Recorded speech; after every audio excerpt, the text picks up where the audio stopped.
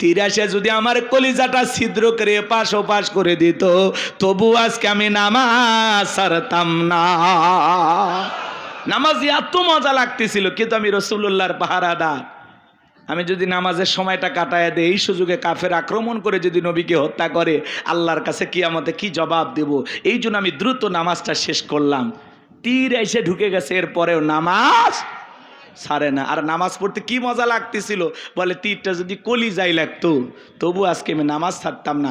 এত নামাজের ভিতরে স্বাদ পাইছে, সুবহানাল্লাহ বলেন। আর আমরা মসজিদে ঢুকতে দেরি, বেরোতে দেরি নাই, মসজিদে মনে হয় মন থাকতেই চায় না। কথা বলে না কেন আপনারা?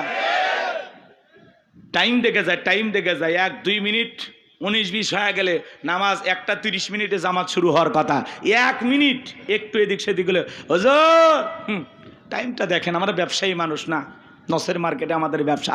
এ ভাই আপনারা যান, রাগ করিয়ে না, এটা উদাহরণ, এক্সাম্পল দিচ্ছি কথা বোঝানোর জন্য।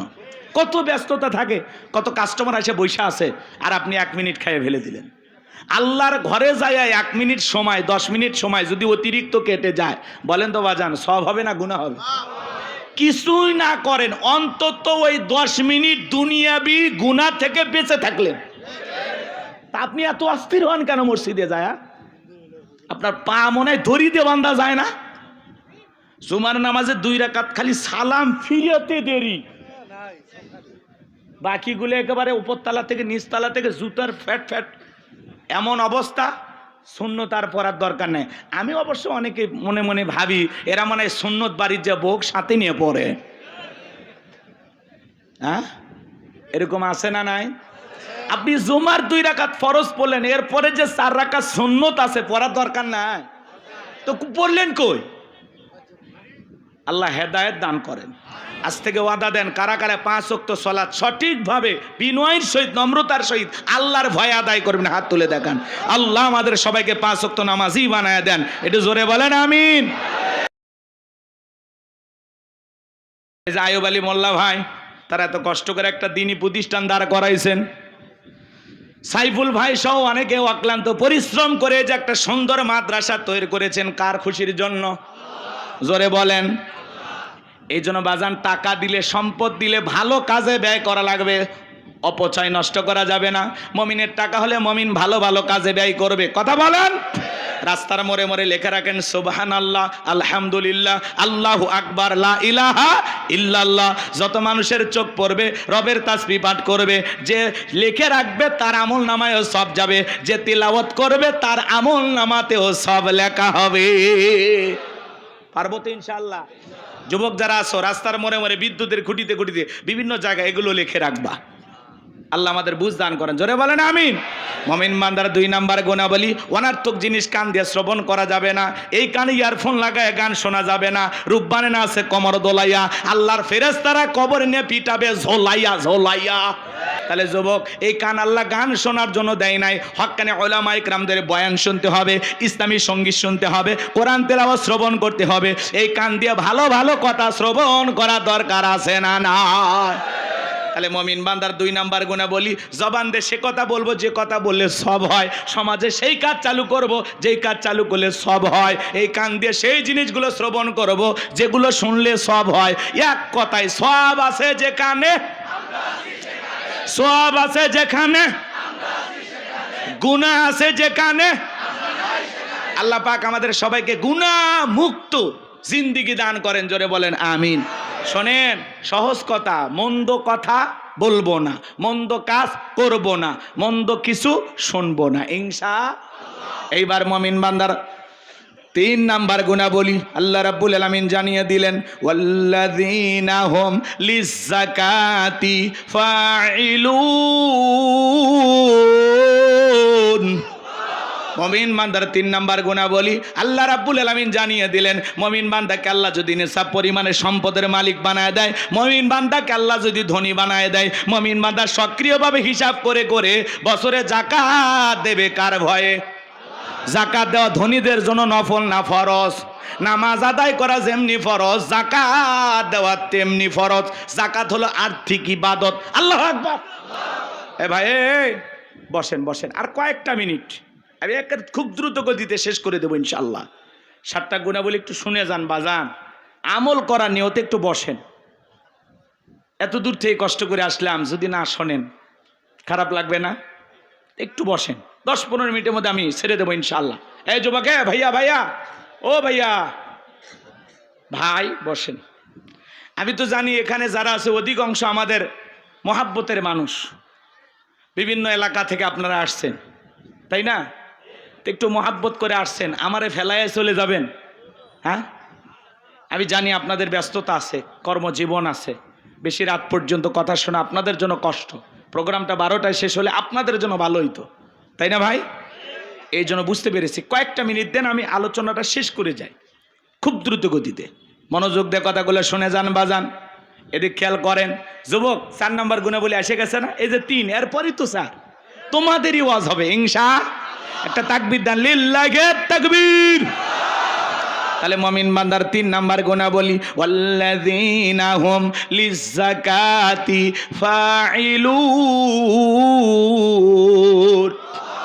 মুমিন বান্দার 3 নাম্বার গুণাবলী, আল্লাহ যদি মুমিন বান্দাকে সম্পদ দান করে, নিসাব পরিমাণে সম্পদের মালিক বানায় দেয়, মুমিন বান্দা সক্রিয়ভাবে বছরে কয় লাখ টাকার কয় হাজার টাকা যাকাত আসবে, কয় কোটি টাকার কয় লাখ টাকা যাকাত আসবে, মুমিন বান্দা সক্রিয়ভাবে হিসাব করে করে বছরে যাকাত দেবে কয় দিন? জোরে বলে। সম্পদের উপরে যাকাত ফরজ দিতে হবে কয় দিন? বছরে 1 দিন যাকাত দেবেন, বছরে 1 দিন। আরে ভাই, যারা যাকাত দিচ্ছেন তারা শুকরিয়া আদায় করবেন, আল্লাহর কাছে বলবেন, আল্লাহ আমার মতো হতভাগাকে যে আপনি যাকাত দাতা হিসেবে কবুল করেছেন, আলহামদুলিল্লাহ। হে রব, তোমার শুকরিয়া যে যাকাত দাতাদের মধ্যে আমিও একজন। এ কথা কন না, দেন না যাকাত? রাগ করেন না কি আপনারা? ভালো করে বোঝার চেষ্টা করবেন বাজান গো আমার। যাকাত দাতাদের তালিকায় আল্লাহ আপনাকে কবুল করেছে। আল্লাহ হাত এই জায়গায় রাখে নাই, আপনাকে মোহাব্বত করে হাত রাখছে কোন জায়গায়? জোরে বলেন। ভালো করে বোঝার চেষ্টা করবেন। যাকাত দিলে ধনীর সম্পদ কমে না বাড়ে? ভালো করে বোঝার চেষ্টা করবেন বাজান। এই বাংলাদেশের 54 বছর কেটে গেল, প্রত্যেকবার প্রধানমন্ত্রী হয়েছে মুসলমান। এরপরে এদেশে কেউ শান্তির একটা বাংলাদেশ কায়েম করতে পারল না।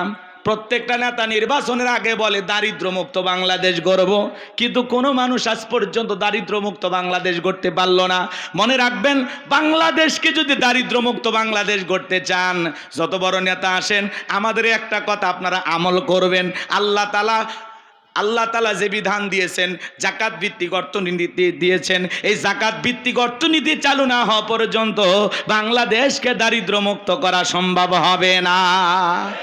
যাকাত ভিত্তিক অর্থনীতি চালু করা লাগবে।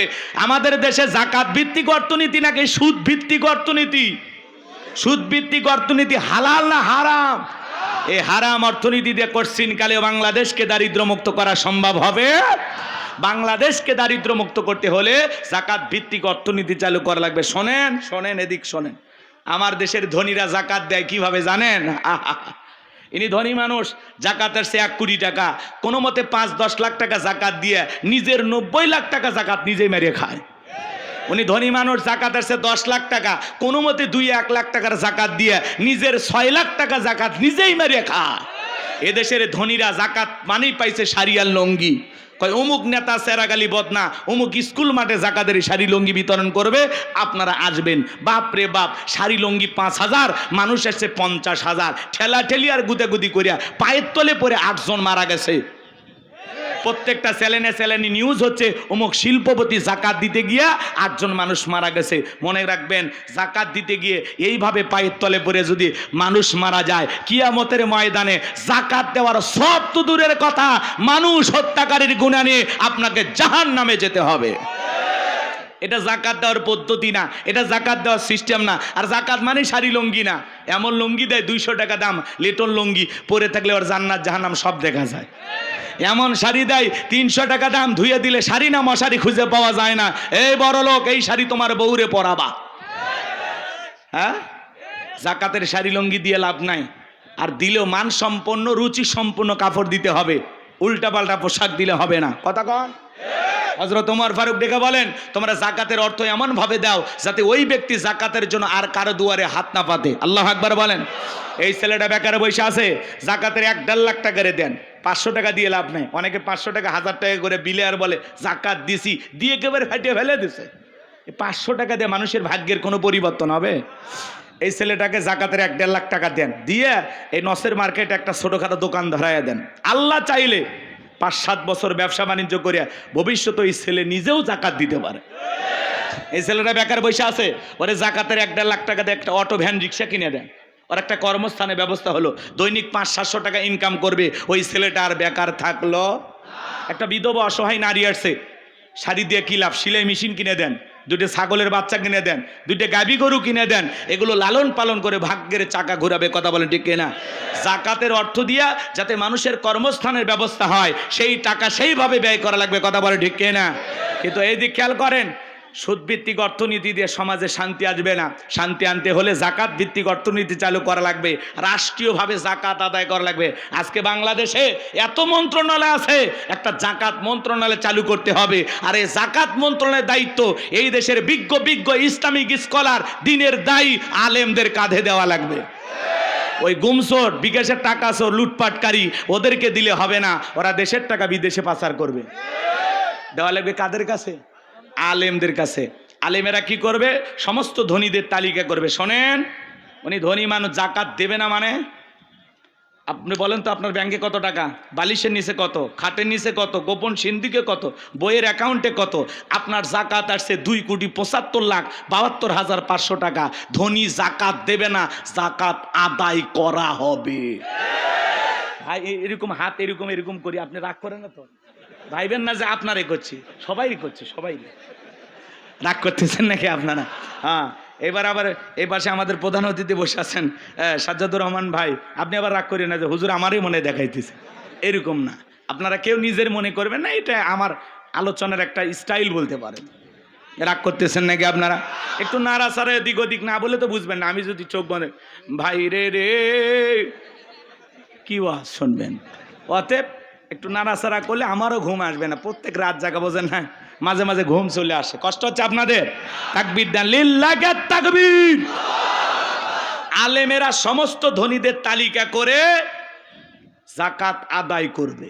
এরপরে জাকাত কালেকশন করার পরে তারা একটা নির্দিষ্ট আবার তালিকা করবে, জাকাতের 8টা খাত অনুযায়ী কারা কারা জাকাত পাওয়ার উপযুক্ত, সেই তালিকা করে সঠিক পদ্ধতিতে জাকাত বন্টন করা লাগবে।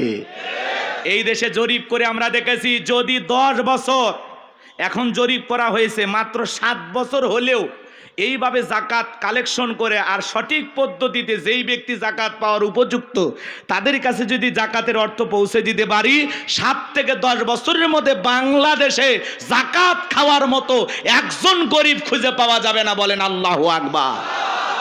এই জন্য ধনী জাকাত দিতে চায় না, জাকাত আদায় করা লাগবে। একটা ছোট্ট ঘটনা 2 মিনিটে বলি। আল্লাহর নবী মুসা আলাইহিস সালামের নাম আপনারা শুনেছেন, বলবো?